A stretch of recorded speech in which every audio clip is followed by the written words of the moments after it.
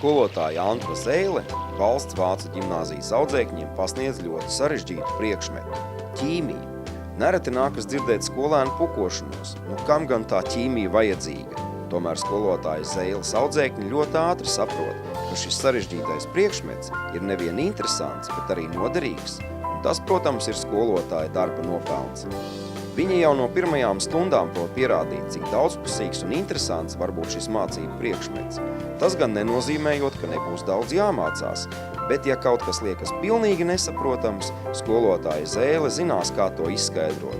Un itin bieži skolas gaitenī redzams skats, kad kāds audzēknis laimīgs izspurdz no skolotājas kabineta ar vārdiem "Es sapratu!". Un mācības neaprobežojas tikai ar ķīmiju.